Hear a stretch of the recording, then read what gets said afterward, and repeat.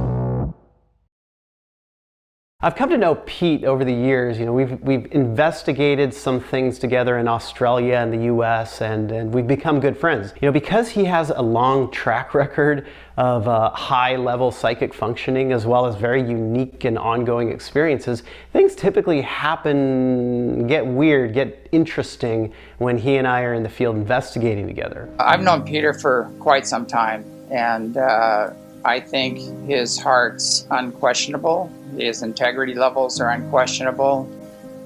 He is getting questioned a lot, but those are the posers and the people that aren't authentic that are questioning his heart and his evidence. And his evidence speaks for itself. Peter has gone on to become a good friend, and I've known him for a few years now. I've always felt Pete to be a trustworthy and honest person. Basically what you see is what you get with Pete. As regards my connection to Peter, I've forgotten how we've known each other now, 10 plus years, I think at least, something like this. And what was fascinating to me initially was to find out and see the evidence that Peter was showing via his video footage of craft, of all different kinds of craft.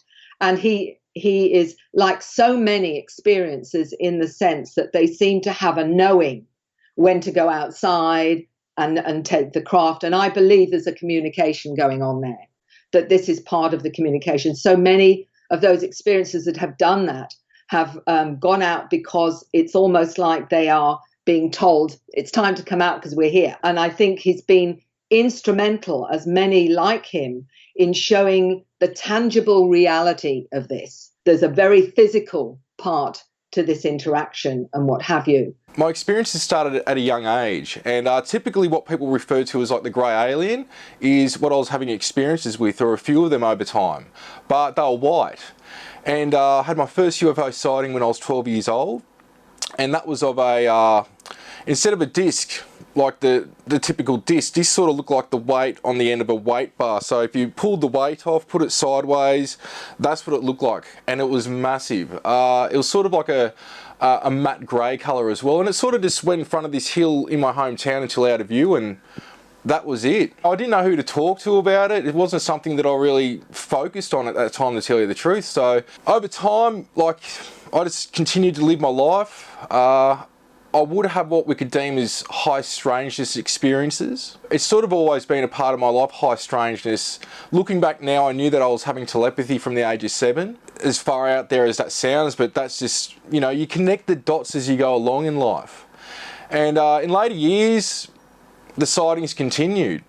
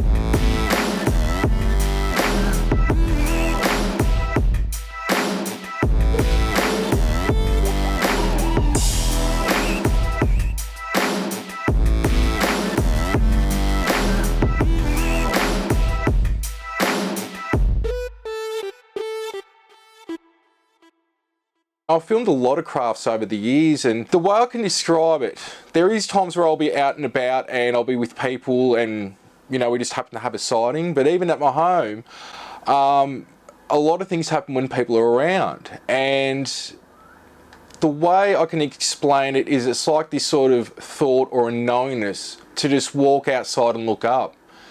And this has just been repeated over many years now. Like, this is about 10 years of evidence that I've got now, though I'm a lifelong experiencer, but constantly, every month, every day, there's something happening.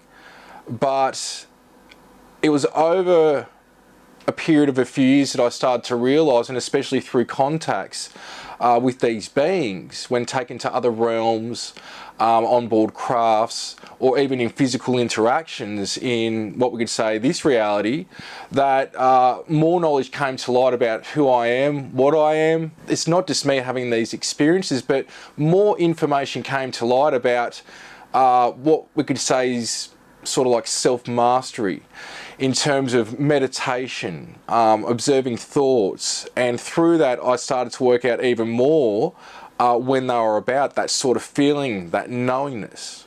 There's been many types of crafts that I've filmed. Your typical orb-shaped crafts, balls of light, flying saucers, cigar-shaped crafts, triangle-shaped crafts, morphing crafts that sort of change shape and morph. It's pretty much unbounded in the way that these crafts can appear, and also the beings, depending on what type of beings or intelligences you're interacting with. When it got pretty serious was when I started seeing what I could term as like blue orbs coming into the house. They would sort of just come in, and sometimes there would be like what I can describe as like lightning in the house, and these blue orbs would be there, and they would just be going, you know, floating around doing whatever they do. And eventually I started to see what I could call liquid blue light beings. They were about 7 foot tall, nor male nor female, though they sort of looked more masculine. And I later found out this was a projection from the blue orbs, that they could manifest into that. That's when things sort of really started to get serious. You know, over the years, there's many different things that come with this type of phenomena. Marks on my body that under black light, glow in the dark. I've had that happen multiple times. And even a circle appearing on the front lawn. And that was sort of coincided with an experience as well. Now, a lot of my experiences, they're in this physical reality. I get taken on board crafts as well, or to other planets I've been to, as well as what I could say is completely different realms where there are no planets, there are no stars. They're pure conscious realms, even up to what I call the angelic realms or kingdom, the geometric light realms, into source as well. But there has been times where I've had the missing time, or there's been no recall, and in the earlier days that was really frustrating for me. That's how I came across Mary Rodwell. Mary Rodwell was a guiding light to me, and I guess helped me to help myself to understand my experiences more without leading me on. It was all the information I already had, but I guess through some of the shock or things being too much for the body to handle, the mind to handle, and still function in this reality, it called for basically a hypnotherapy session with Mary. And yeah, I've only had a few done, but they're very hard to watch as well, because what I didn't expect to happen, but sort of something in me knew that this was a possibility, was another intelligence started to speak through me and give me information. It's crazy, but it is what it is. I've been working as a counsellor for nearly 35 years. I've worked in both the medical practice, grief and bereavement, hospice, and many other issues, what I call normal counselling issues. But for the last 25 years, I've been working in the arena of the phenomena that we call contact with non-human intelligences. And for that, I have now worked with individuals and families globally. And for that has been at least 3,500 individuals and families. That has been also with all kinds of cultures, including professionals, lawyers, doctors, nurses, etc., as well as, what I call the everyday people, from, farmers to housewives. And of course, a lot of my work now is with children as well. I've been very fortunate because of the work that I've done, is that I've been able to work with academics and scientists, astrophysicists, as well as professors in psychology and psychiatry, as well as medical doctors, etc., social workers, those within the field of mental health, etc. What has been very vital and extremely important in my work is in recent years, I became one of the co-founders of the Dr. Edgar Mitchell Free Foundation. And this was vital because it brought in all of these specialists in various fields of knowledge to look at this phenomena from a perspective that was far more broader in its scope than pure ufology, which is looking at the evidence of individuals having interactions with craft, the reality, the nuts and bolts. We were looking at it from a perspective of human consciousness. And that brought in all those in that field of consciousness, and the Free Foundation now has become the Consciousness and Contact Research Institute. And it's exploring this now from every level, which includes those that have experiences as near-death experiences, out-of-body experiences, shamanic experiences, hallucinogenic experiences, experiences of activation through healing, Kundalini awakening. All of those experiences ultimately bring in this understanding that as we raise our consciousness, we then connect with a range of non-human intelligences, including not just extraterrestrial, but extra-dimensional, trans-dimensional, and those that we would talk of as literally beings that may very well time travel and come from our future. So this is far more complex in terms of understanding human consciousness than we ever realized up to this point. I'm asked all the time, what is this all about? Why are we being interacted with by this range of physical and non-physical intelligences? And it becomes very interesting because the more that those who are having these encounters allow themselves to understand their communication, to have this communication, are finding out more and more about who and what we are. And for me, it was looking at, again, why were certain people having these encounters? The most important pattern of encounters is that it appears to be intergenerational. So in other words, if I'm helping a gentleman with these experiences, for example, I will often discover that not only his siblings, but his parents may be having, or one or both of his parents, one or both of his grandparents, and also his own children will be having these experiences as well. But what I was noticing was, if you like, a kind of upgrade in awareness with each generation. And that fascinated me. So what was actually going on? What was happening in this upgrade? This upgrade seemed to be that more and more the more recent generations appeared to be a lot more multidimensionally aware. And what I mean by that is their abilities beyond the five senses. But not only were the five senses more expanded, in other words, the touch, they saw a greater spectrum of light, hearing was more sensitive, all their physical senses were enhanced, but they were able to see more of the visual spectrum. They were able to see the different frequencies that are not visible in our 3D environment. In other words, orbs of light, beings, energy fields, a whole range of sensing, knowing, understanding, including awareness of not just having this present life, but awareness of other lives in other dimensions, other realities, as well as on other planets. So each generation seemed to be more cognizant of these kinds of multidimensional realities. And this is, again, when people say to me, so what is the agenda? The agenda is coming from, I believe, these intelligences are coming to visit us primarily because they're part of us.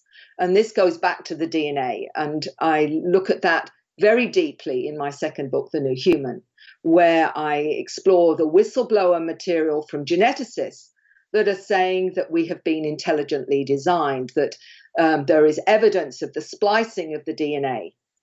And this has created an indigenous being that has added non-human extraterrestrial DNA to it from various star systems. And what has happened over the centuries is the gods, as we call them, which I and many others now have come to the conclusion weren't gods at all, but most likely these intelligences that have been monitoring their seeded family, which is the human Homo sapiens sapiens, have seeded us and watched our evolution and assisted in that in terms of interaction with us all the way through history. And we've got, I believe, many of our scientists and our poets, those that we venerate, I suspect many of them have had interactions with these beings, such as Leonardo da Vinci, I suspect is one of them, and many others, Einstein and others, and Tesla, of course, that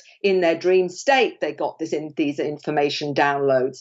This is happening across the globe with people from all walks of life are getting downloads of information from physics, origin of the species, information about new healing techniques. All of these are being downloaded into the consciousness of those individuals that are having these experiences, as well as communicating to them that they are part of them. In other words, those with experiences start to feel connected to these star beings. They feel and know that they are connected to them on a very deep, profound level. And so when people say, well, what is the agenda? I say to them, look, there are many agendas. I believe from my research, that is what's indicating many different agendas. But the most important statistic that we discovered with the free surveys that we did, which is 4,200 people, 600 questions, the overriding important fact was that 85% of them, after they had become attuned and accepting of their experiences, had psycho-spiritual transformation on all multiple levels of their awareness. And that is, to me, telling you what the agenda is, because this is about an evolutionary shift in consciousness and awareness that is allowing us to access more of our genetic star heritage. When you're an experiencer, the only way I can describe it is it's like if you met my friends and family before all this sort of revved up in later years compared to before it, they would say that this is not Pete, this is a completely different person, and I have to agree. Your habits, your lifestyle, how you treat yourself, how you treat others, how you have, your outlook on life completely changes as well. Your food habits, your social habits, everything changes. And it's really only those that really know you and that are close to you and that are around you that see this change. And that's sort of what makes people think about this reality being a real reality, when they see that change in someone. That's an example. Like anybody that knew me before these experiences got very intense started to be like, this is a complete different person. So there was sort of this shift when you start waking up, finding out who you are, what you are, and what we all are a part of.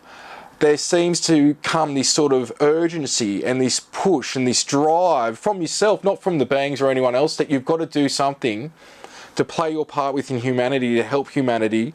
And what I can do, nobody else can do, but what every single other person can do, I can't do it or anyone else can do it. It's like everyone's got their own unique thing, and all of us doing that and playing a part as a collective, that's where this sort of exponential jump in human consciousness and evolution and getting over the obstacles that humanity is facing, this is where we're going to push through that, and we're already been in the midst of that for quite some time. Why many of those within the field of ufology have only been exploring it from a nuts and bolts perspective is because we are programmed very much into believing that unless you can touch, feel, see, hear it, etc., it's It's not real. You have to, the only things that are real are with our physical senses. And that's been very, very important because there is evidence from whistleblowers of many craft that have been examined that have crashed. There's been technology from those craft. There are, I would say, millions to billions of people now, everyday people, that have photographed and filmed through their iPhone the craft, all different craft. And even if you want to dismiss some of them as a possibility of not being accurate, when you get everyday people, and I get them phoning me, telling me about something they've seen that has changed their reality, that they never even looked at UFOs, they'd never even been in the slightest interested in them, and then suddenly having this huge craft over their house and how they changed afterwards and what have you. When people say to me, what's the reality? I said, the reality is that after these experiences, people change in dramatic ways from their experience. You don't have a change like that from a fantasy or imagination, where they start to come out with unusual languages we call light languages or star languages, start to write strange scripts, for example, doing unusual artwork, not only of the beings and the craft they've seen, but other complex artwork.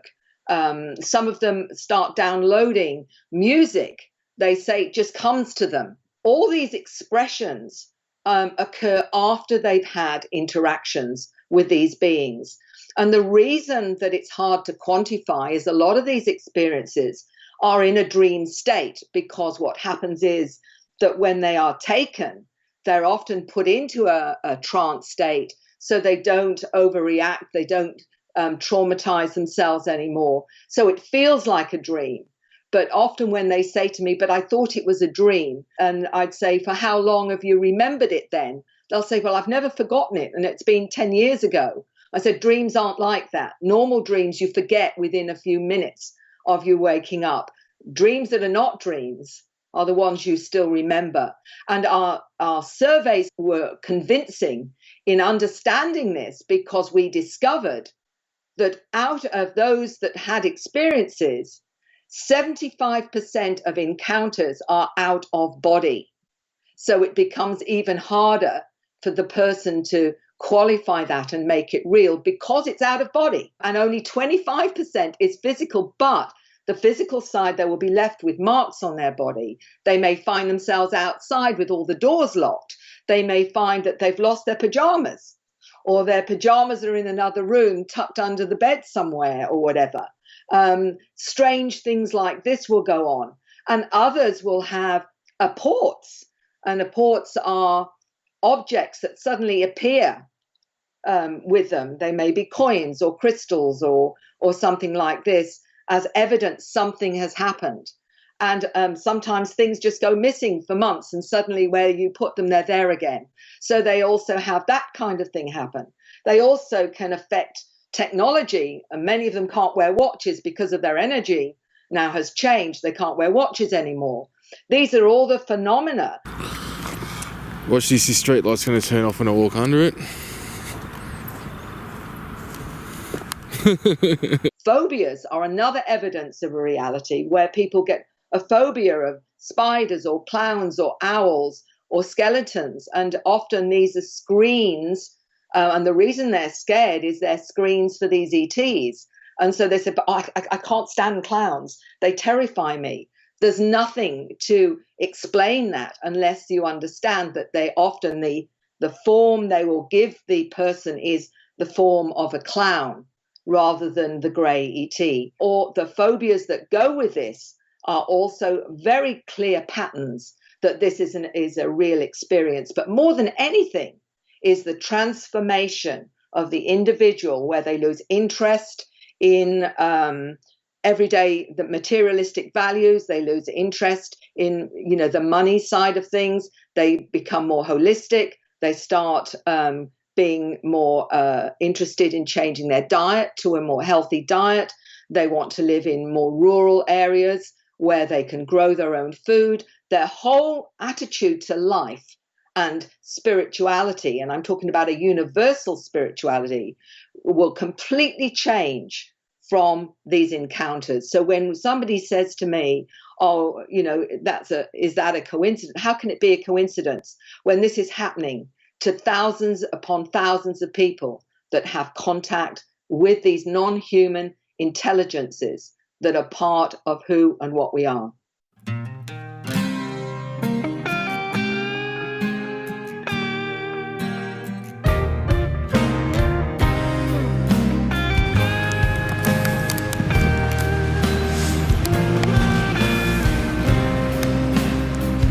Got it. God, you are hard to get, you. Amazing. Look at that.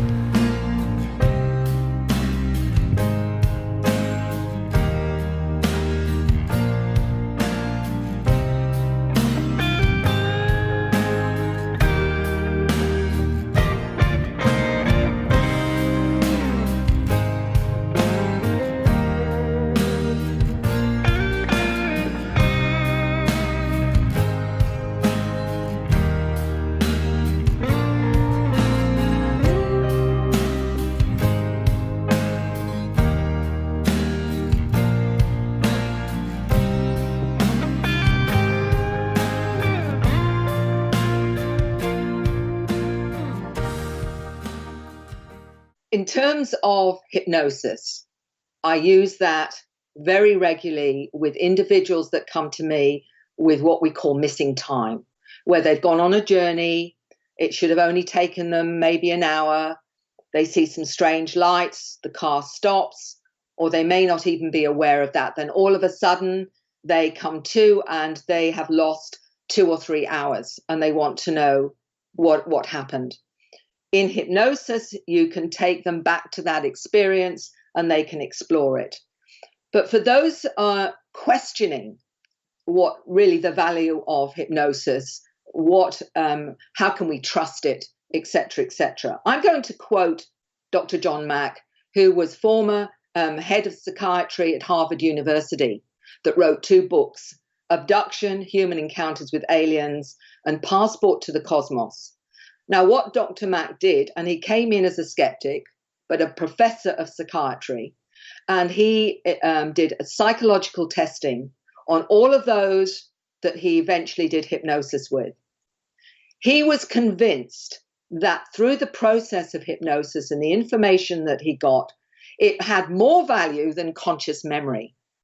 And the reason he says that is this, that when we look at something consciously, we are editing out things that don't fit with our paradigm, that don't fit with our reality. We are constantly editing what we accept in a conscious way. But the subconscious does not edit anything out because it doesn't bring in the analytical, logical part of the mind.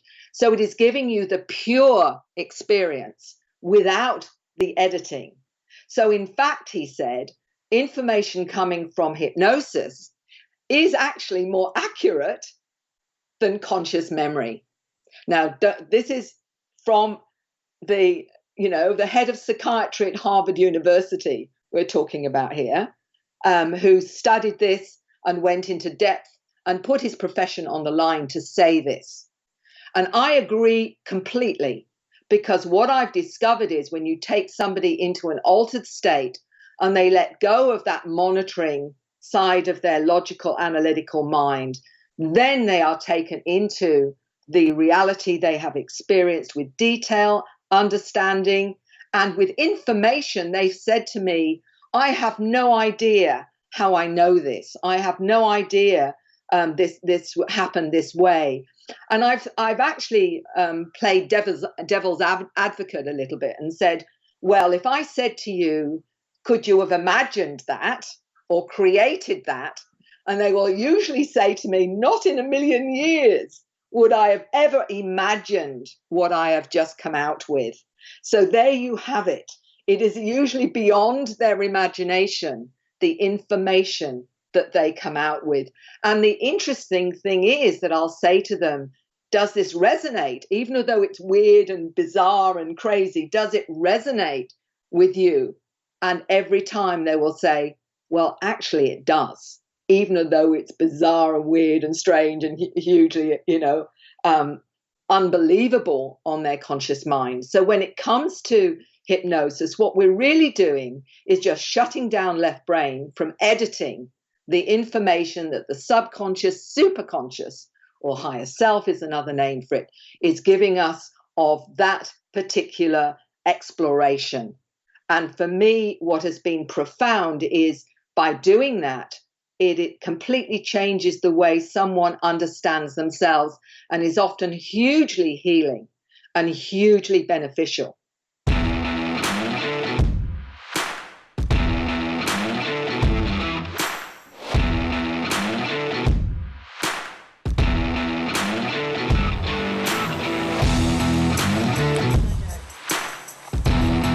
Whoa, that's crazy.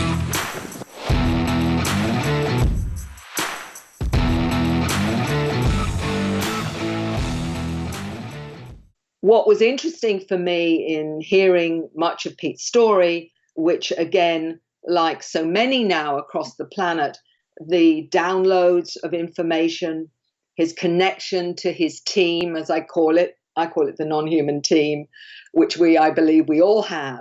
What was fascinating to me was when we actually worked together, and for the very first time, when Peter said to me, I want to know about this particular experience that I've had, I'm sure something happened. Really, what was interesting in that very first session, remember, this is the very first time that he'd ever had hypnosis.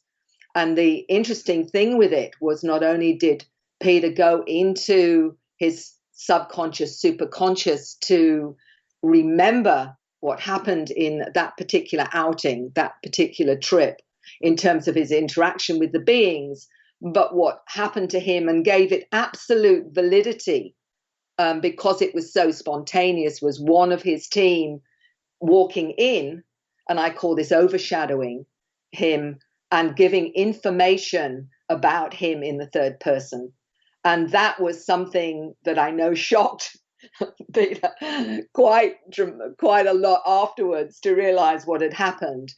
But for me, it shows very much that this is, when these things happen, the reality of this is not a fantasy. This is not you creating something. When you experience something like that, and I have experienced similar, it takes you by surprise. It is completely unexpected, and it is absolutely valid because the information coming from this guide was actually completely on the ball with information that was valid and important for Peter. So for me, the whole experience just demonstrated integrity and validity to his whole experience, and one that I think demonstrates again his other experiences that he talks about, and the information that he's come out with, again, is far more expansive and deep and complex to the human Peter that I would chat to over a cup of coffee. We are Ryan. Fifth. Time, space, not what you think. Awareness turning on. Connection to source. Being realised. My name's Jason Gleaves, and I'm a UK-based ufologist and international author. I'm also ex-Royal Air Force and British Aerospace Airbus Division. My expertise is in video image analysis, in which I've analysed video footage and basically thousands of images of UFOs and extraterrestrial beings from people worldwide. Out of the huge amount of images and footage I receive of aerial phenomena, basically unexplained anomalies, I try to extract the wheat from the chaff of the unexplained objects seen, trying to eliminate day-to-day objects such as aircraft, military and civilian, drones, which are more common today and readily available, very cheap to buy. Birds and insects, which are probably the most common misidentification of UFOs.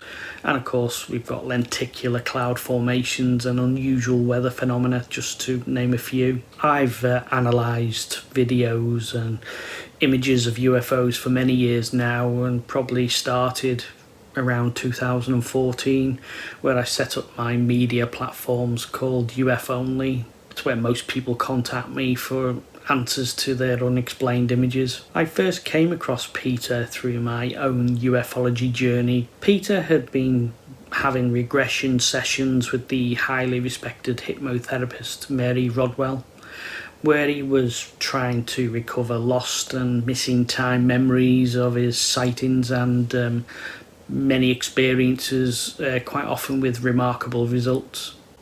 It was after seeing this I was basically hooked.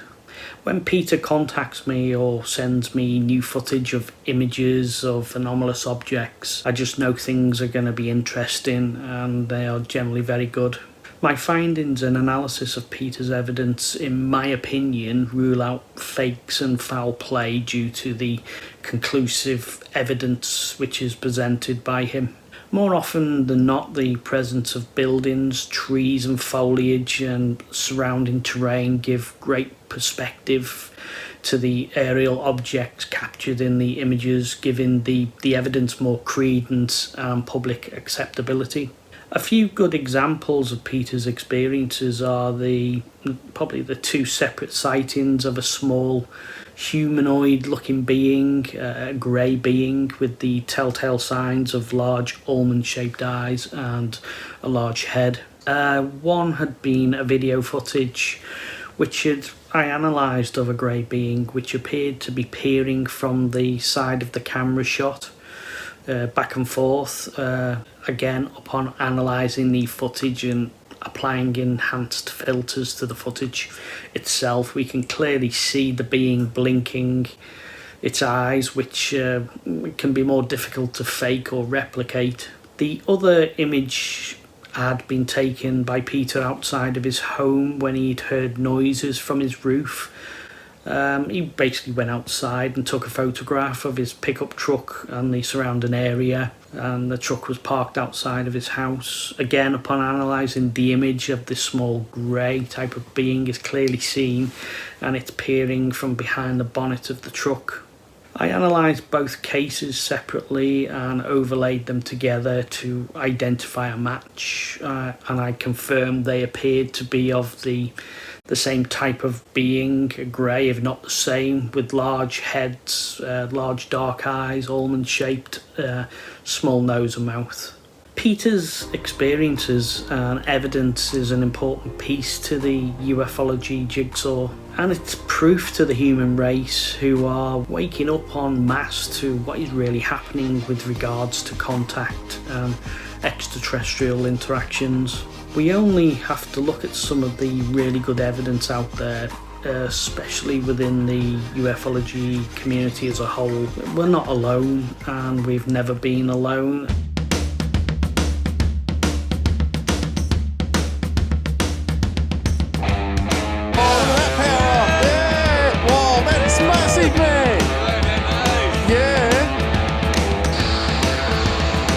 Another one cut behind, there's 3 of them. One shot.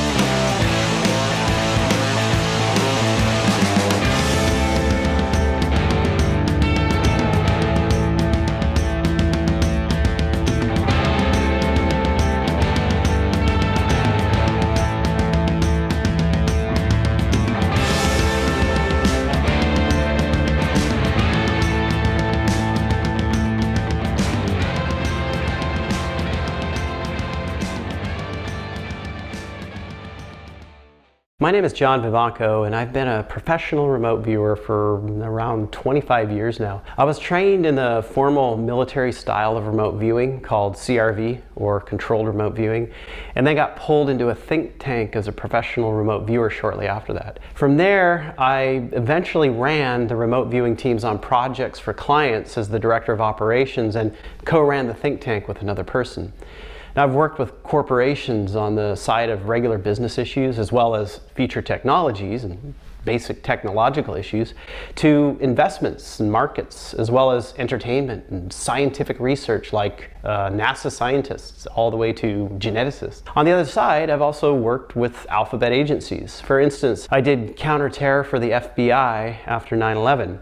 We were basically mapping out future potential terrorist attacks on US soil, as well as profiling on potential terrorists in the United States. Basically coming down to how to stop any potential attacks. There's really nothing that remote viewing cannot figure out, or at least point you in the right direction on. Now, I know that remote viewing, when it was declassified, the CIA basically put out a report that went the path of claiming it had no useful applications. It's like flipping a coin. But those in the intelligence world, well, they know much better. And the CIA report on it was really just to get the public's mind off of it. You can't tell the public, hey, check out this method to know all of our secrets. It works really well. You can't do it. So, declassifications like this are controlled when it comes to the public, and remote viewing is actually something that anyone can learn. Remote viewing is basically a protocol and a methodology that was developed by Stanford Research Institute in the San Francisco Bay Area of the US in the 1970s. It was funded by the CIA and the US government and was basically in response to what was heard through the intelligence grapevine on what the Soviets were doing at that time. The Soviets were looking for ways to use psychics as spies. And so the US intelligence community had to do the same thing, because you can't neglect things like that if your so-called enemy is doing it, right? The US government used, and still does use, remote viewing to provide an asset to intelligence agency operations as well as military operations. Whether that's the CIA, FBI, or DIA, they all use it to a certain degree to help them in intelligence gathering. Now, the protocol of remote viewing is basically a system in order to keep a remote viewer blind. And the way in which it works is that the remote viewer is given typically an 8-digit number that's associated with something they're to remote view. A person who is called the tasker basically writes up the question. So something like, for instance, describe President Lincoln giving the Gettysburg Address during the US Civil War, right? They'll write that down. And then the tasker will just assign a random 8-digit number to that, and then they only give the number to the remote viewer. Okay, this keeps the remote viewer blind to what they're viewing, and so they will only feel and describe what's there. They won't be making stuff up. Now, when they receive the number, they'll work through a remote viewing methodology, and that's typically done on paper. They're moving through this methodology in a series of stages that it kind of expand exponentially, getting more and more detailed information on a target. And we always run these projects in teams. In other words, multiple remote viewers doing the same question. So this creates a situation where you can cross-correlate the data between the viewers, and it really makes for an accurate intelligence gathering tool. Now, I do a lot of work on the side of the strange and paranormal with remote viewing, from how to uncover evidence of anomalous happenings and doing expeditions to these things, to remote viewing people like Pete Slattery. I met Pete at a conference that we were both speaking at in, I think it was 2017. And I think that was the first time that I heard his experiences in detail, as well as seeing his videos and photographs of anomalous objects. Now, we've done projects where we have found that some claims people make and photos or videos they take are just lies and fakery, even though they seem legitimate on the surface. So At that point, I figured, well, you know, my team and I really should remote view some of these things that Pete's captured. You know, while some of the photos and videos appear genuine, you never know if something is fake these days. I think the first thing that my team and I dug into was a really curious and unique video Pete took. It was this infrared video footage of a being with a large head and eyes inside of his house. And it was kind of poking its head out from the corner of the video screen. You know, it did that a couple of times and it was looking into the camera, it appeared. So we had to look at that one to figure out what was going on. We saw that this was indeed an alien in his house, and there wasn't just one though, there was basically a whole crew of them. These beings were not totally physical, but they could straddle the physical and the non-physical. In other words, they're multidimensional. They had landed a craft that was, in a sense, inside of his house as well as in the yard. Because an aspect of them and their craft is non-physical, this can actually happen, you know, where the craft can sit on the house in another dimension. And these particular beings were described as being in support of Pete and not the scary abducting type. And what was actually quite funny was the viewers were really focused on these beings going through the refrigerator and really interested in their dairy products there. But these guys, you know, they were there to physically check on them as well as provide some sort of evidence that they are with them. And this is why Pete was able to get them on camera. Now in remote viewing, what can happen is that when you view beings who have a broader consciousness than humans, well, they can take notice of you. They can take notice of the remote viewers. And these beings did that. They took notice of us, the remote viewing team, and myself, and they interacted. In fact, they still interact with us to this day. Pete gets so many interesting videos and photographs, and you know, we've looked at quite a few of them repeatedly, right? Over and over. So I'll often task not only my professional team, but I'll give viewers in training some of Pete's footage to remote view. In fact, some of his stuff has been viewed by up to 40 different remote viewers. You know, one of them is a shape flashing in the sky with multiple colors and moving into these like geometric patterns, changing shape. And this is actually a fun one for remote viewers in training to have a look at because it's so dynamic. You know, they get that this is a Merkaba. It's a Merkaba type craft in which there are multiple like high vibrational beings inside of it.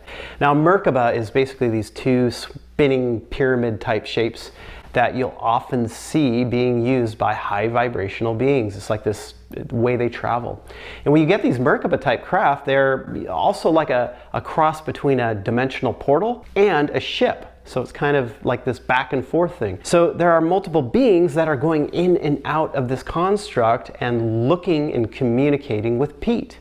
The big question for me becomes, you know, with all of the happenings around Pete on a consistent basis, is why? You know, why is this happening? You know, this is not a normal thing. When we looked at that question, it kind of got, I think, a little bit complicated, at least from the standpoint of how humans typically think, but not from a multi-dimensional standpoint. The one we know as Pete is not so much one individual. Of course, there is the physical one that calls himself that name, but you know, really that's just the physical. The data reflects somewhat of a rotation of beings that can and do go in and out of Pete's body. Frankly, he's described as being an experiment. You know, we're not talking a human experiment, we're talking a multi-dimensional alien type experiment. Now, Pete's genetics, you know, they've been manipulated and they're different than a normal human. This has been happening to him since he was a child. And this allows a higher vibrational and multidimensional communication and hearing on his part to come through. It also allows other beings to merge, to come and go with that body and mind complex of Pete. You know, his body and mind are an experiment, and it's not been done before. So he's watched closely. He's considered the grand experiment. Now, because his body is a mix of human and alien genetics, as a sort of experiment pushing the evolutionary boundaries of a person and likely meant to roll out to a species, you have a lot of beings who are really interested in watching this. There are some as well who use aspects of Pete's body to tinker with and to take things from. Some of this is painful for him, as we've seen, because it involves sometimes the physical abduction scenario, right? As in the case that we looked at recently, the very clear silver disc that he caught on camera.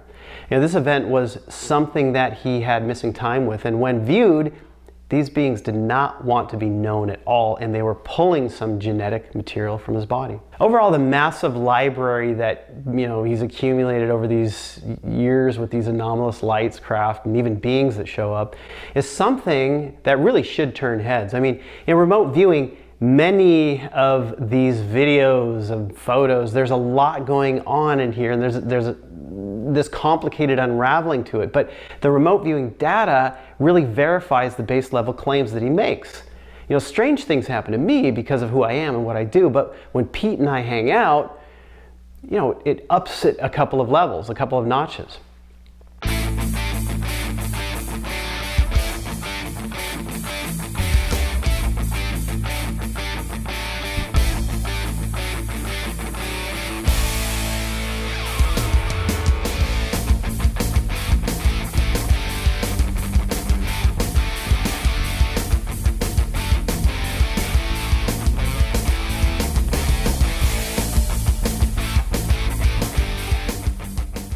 Over time, this all led to what some would call CE5, Close Encounters of the Fifth Kind, or initiating contact, I prefer to call it, from the point of view where through meditation, remote viewing, really intention, you can initiate contact, because the way I like to explain it is, imagine that you're a computer.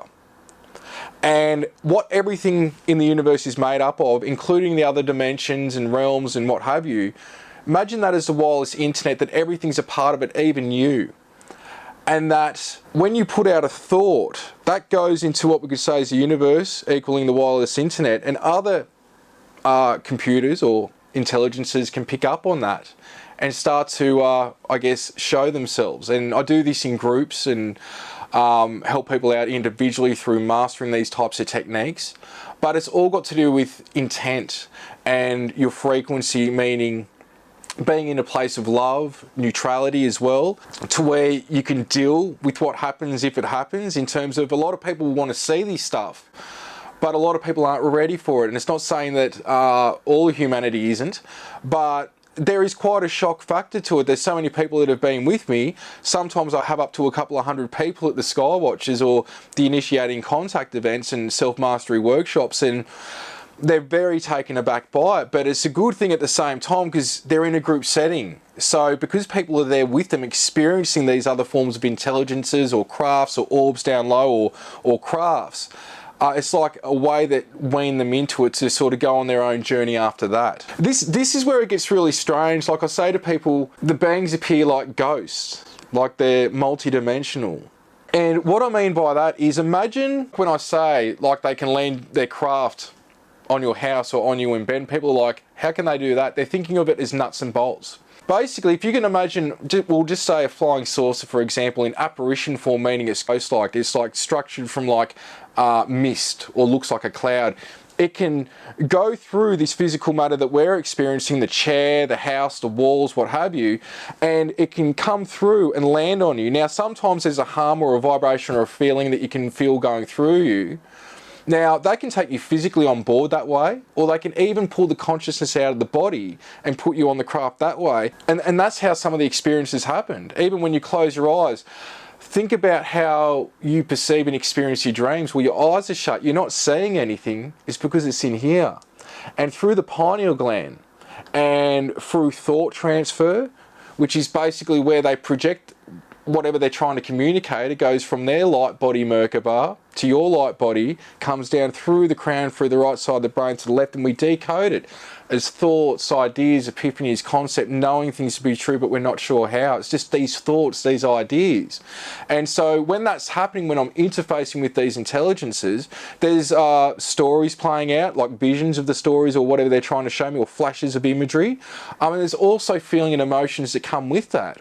And over time, once you develop these types of things, like I have over years now, you can start to hear things that most people don't hear. Like I'm already seeing things that most people don't see anyway, physically with my eyes. You know, even as a form of communication, tastes and smells can come through as well. So like we're operating in the 5 sense reality: sight, sound, touch, taste, smell. But we've also got an extra 2, which is the pineal gland and telepathy, thought. Yeah, so when it comes to the Merkaba, like people are probably wondering what that is, but the Merkaba is your light vehicle, your light body. It's our consciousness. So we've already got it. But we're not really seeing it in this physical reality. So a lot of these intelligences, they're not even in physical nuts and bolts type crafts, if you want to put it that way. The crafts themselves, a lot of the time that we could say are physical type, they're either grown or they've got material within them that I've even got a sample of, where the craft is basically got a consciousness and is living in and of itself, and it's symbiotic with the pilot or the crew on the craft as well. A lot of the crafts, when I'm in them, not all of them, some of them, it almost looks like you're in a white room, like in a movie, like everything's just white. Some of the Orion crafts that I go on, they're sort of, how can I describe this? It's like a whitish blue light. There's walls, there's no corners, but it's sort of curvature around where the corners would be. It's quite amazing to experience, especially when you're interfacing with these intelligences and what have you.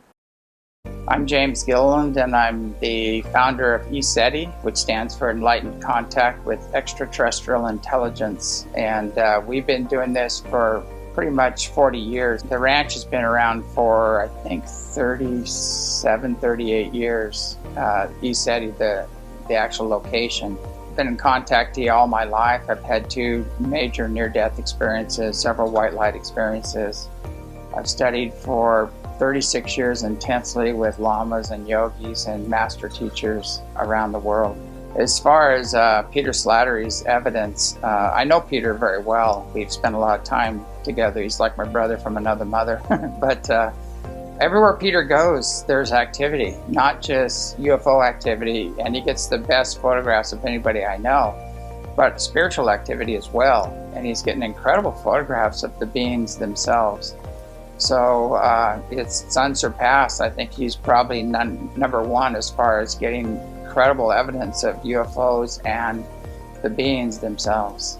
The reason that we're having contact and we're having incredible videos taken and photographs and the pictures of the beings themselves is because we've all risen to the occasion, and they're looking for intelligent life, basically, and those are people that have risen to the occasion, that are spiritual. They don't care about your left brain. They want people with the emotional capabilities and the telepathic capabilities that they can communicate with. So that's why we're so successful, because we've taken a spiritual approach to contact. And you know, all of us, there's several of us that we know when the ships are there. We know who's on the ships. We know all about their cultures, their technology, everything. I'm straight in on this guy as far as I can go. That jet's moving in. Whoa, look at that. Huge. Look at that thing. Oh, it doubled. There it goes. It's doubling. Huge. It's split into 2. It's split into 2. Ooh. Thank you very Now it has much. another one. Whoa. It's doubled. Oh, now it's going back. It's morphing back into... Yeah. Oh, no, it's 3. It's 3. It is. No, it's 2 now. I see. I can see. It's totally doing this. Whoa, whoa. Check it out, man. Now it's a double again. It's doubling, it's moving. Whoa, look at that. You know, the reason these beings are visiting Earth right now is several reasons. One, there are beings that have been here all along, and they have their technologies. Some of them went under during the days of Atlantis and Lemuria through the pole shifts and cataclysms, and they have their ships. There are beings that have been around for quite some time that some would call the reptilians or some of the greys, and I would strongly urge people to avoid that group. You don't want to hang out with that group, and they are very good at taking over people in power or people that are leaders in all fields. They're very good at stepping in and, you know, preying upon your ego or your lack of integrity, you might say. There's some other benevolent beings that are us. They're our ancient ancestors. They were the Pleiadians that started the original colonies of Atlantis and Lemuria. The ancient Lyrians started the first colonies, and they're the ancestors of the Pleiadians. There's the Orion Council of Light, Arcturians, the Sirians. They're all well documented. The lion beings are well documented, the feline beings throughout history. But they've been coming and going, and we've reached a point in time where, you know, we're ready for contact. We're ready to reunite with the greater family of man and to turn this planet around. It's lighting up for me, giving me a real nice stable. Whoa, whoa, thank you, thank you. There's a lot of different types of beings out there. There are the typical greys, like there's beings from the Pleiades, Orion, Sirius, the Andromeda constellation, as well as the Andromeda galaxy, Arcturus, many different places. Now, with that said, not all these beings that I'm interacting with are even from another star system. There is that happening. This is where it gets even trippier, to where some of these beings are from inside the Earth, some of these beings are living right beside us, and some of these beings are even coming back from the future. So how do you tell people this? Like, this is what I know. This isn't a belief system. This isn't what I think. This is what I know. And that's sort of where it gets complicated, because people have got a preconceived notion that it's just some little green dude coming from Zeta Reticuli in a flying saucer. But the fact is, this is more multidimensional than one can perceive if they're not open to it, or if they're very linear in their thinking. And this is where if people are just open-minded in general and they're open to these things, or they've experienced some things, like they've got that, they get the wheels turning so they can start to understand those concepts and ideas. So there's also angelic type energies and celestial energies, and then pure thought form energies that come from these pure thought form conscious realms as well. You know, as far as Pete as a person, I think he's extremely well dedicated to the work. And again, he's got the connection. He has the spiritual connection. He gets the best footage I've seen. He sees things that I don't even see half the time. You know, I don't have the best vision either. So, but, you know, as far as a person, you know, again, I would trust Pete with my life, basically. You know, as far as the best evidence that both Peter and I have, we have treetop level ships coming in with 200 people on the ground, and they power up and pulse everybody in the field. You feel the connection, you feel the energy. We've done it redundantly. We've done it with Ancient Aliens. We've done it with all these major crews that have come up, Fox News, ABC.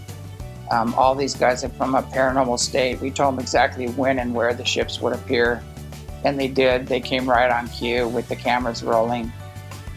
We have pictures of every kind of ship you can imagine, everything from cylinders to giant triangles to discs, you know, light ships that come in every color. We have all of that, which, you know, begs the question is, why is this not available to the public? It seems like whenever Peter and I get together, things happen. It's kind of crazy. There's other people too that are on that same frequency, that whenever we're together, we see all kinds of activity.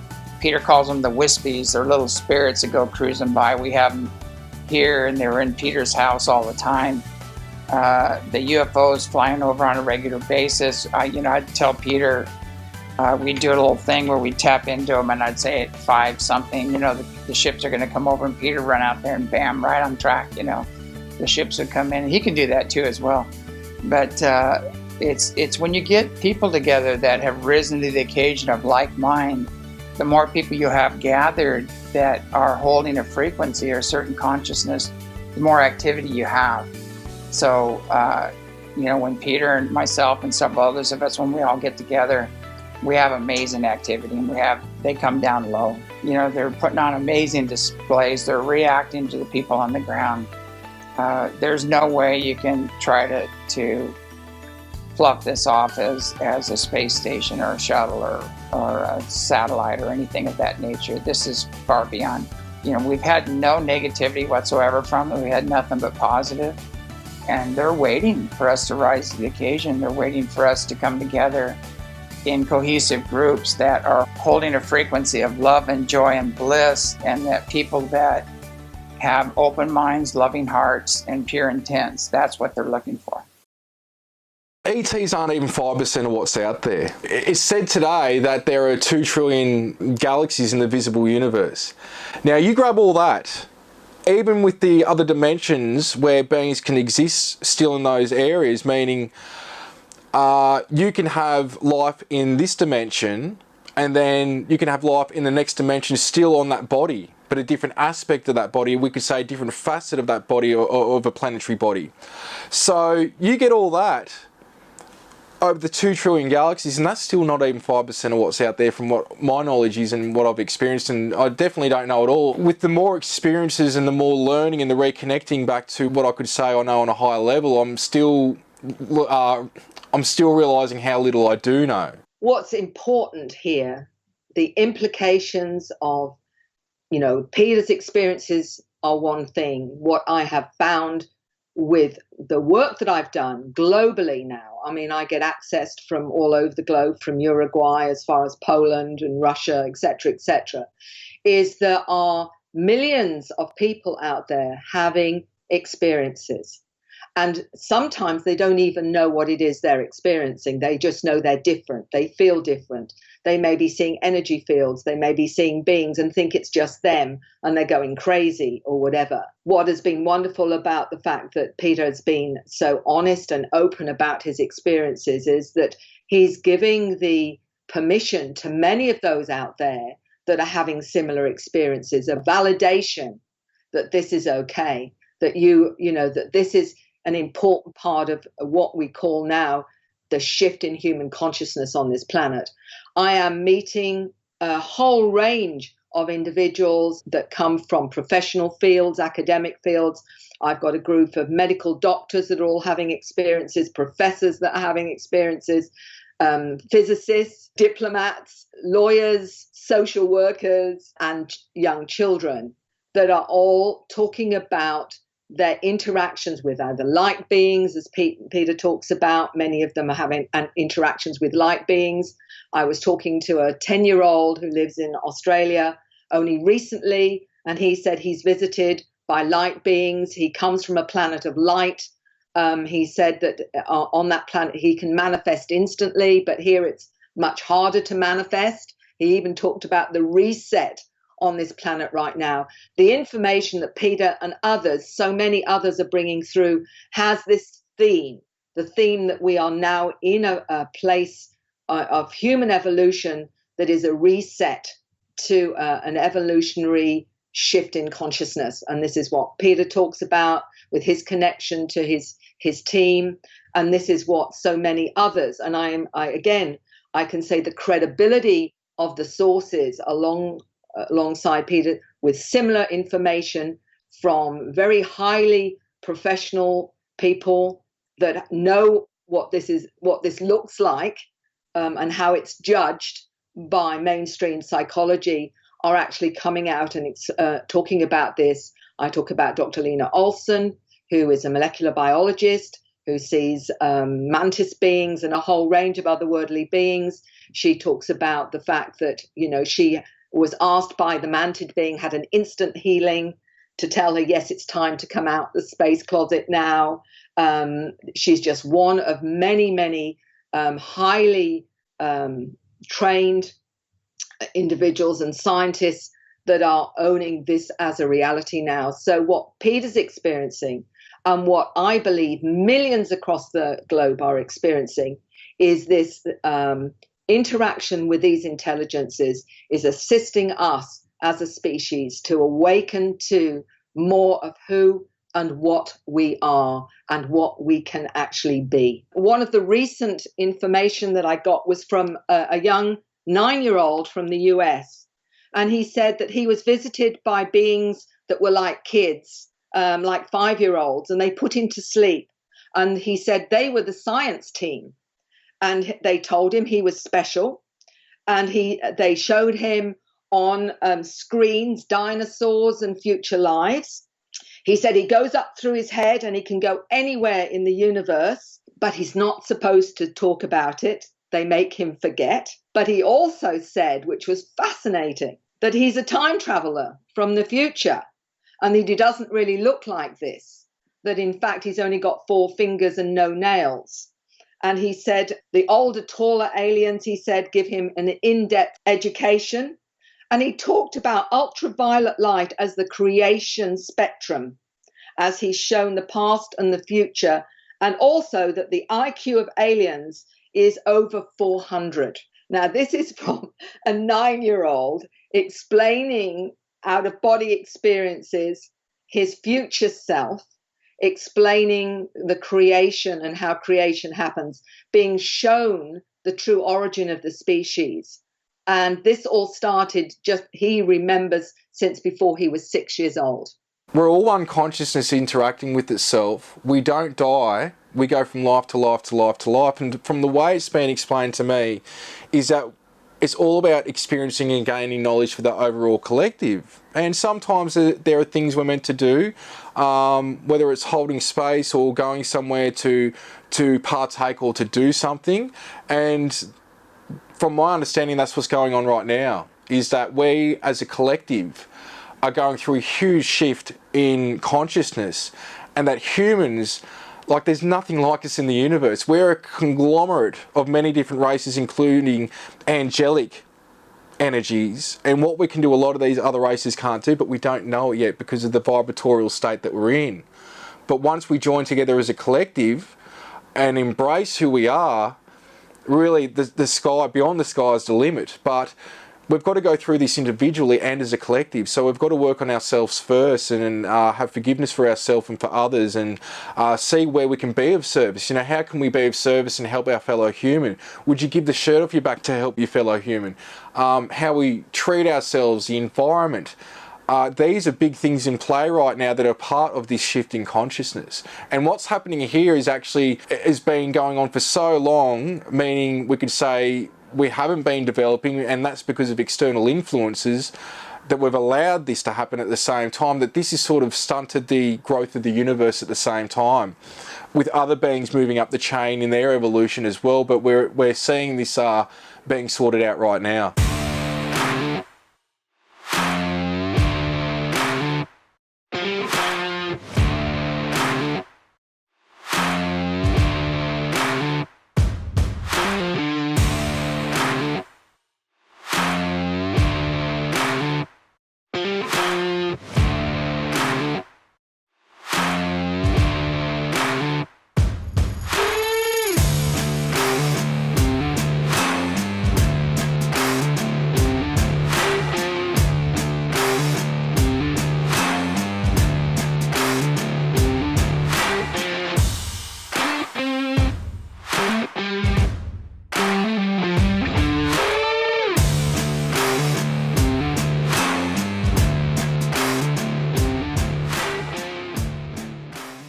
As far as the ETs impacting the human race positively, there's been a push-pull thing going on. There are some that have been impacting the race in a negative matter, and they're the controllers, the manipulators. And then there's some that are all about freedom and empowering the individual and helping people to make their own connection with Source, God, Creator, whatever you want to call it. Great Spirit, you know, everybody has a name for it. Almost all paths lead to the same thing as long as you honor the universal principles. But as far as they bring that, they bring universal law, they bring peace, they bring universal peace and galactic peace, basically. They bring an end to disease, they bring an end to poverty, they bring a different way of living in harmony and unlimited life. They bring a quantum leap in consciousness and evolution. So there's nothing but good to reunite with the greater family of man, and they're also here to remove the ones that have impacted humanity in a negative manner. So there's nothing but upside on this. The evidence that we are not alone is irrefutable. NASA knows all about it. They have their own crew they send out whenever there's a landing or an encounter. So does the Air Force. They have all that evidence. We have evidence of landing. We've had agreements made between different groups throughout the years. We have the secret space fleet. We have technology beyond your imagination already that's not in the regular sector. But that's all going to be released here pretty soon. That's what we're moving toward. You know, we don't need fuel anymore, and we can go to Mars or the moon in literally minutes. You know, it's not a long trip for these technologies, and we need to get these technologies out in the right hands. There's no reason why we should ever have another plane crash or even another car crash with these technologies.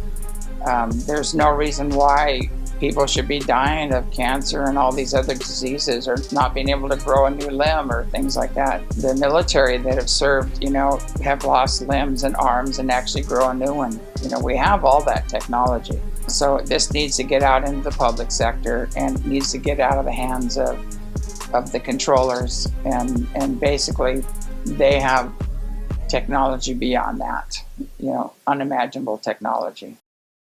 In my opinion, the ET reality and its effects on the human race are becoming more positive, with the masses waking up, raising the collective consciousness as a whole to basically a whole new level of frequency. As far as what this means for the human race, these beings operate under universal law.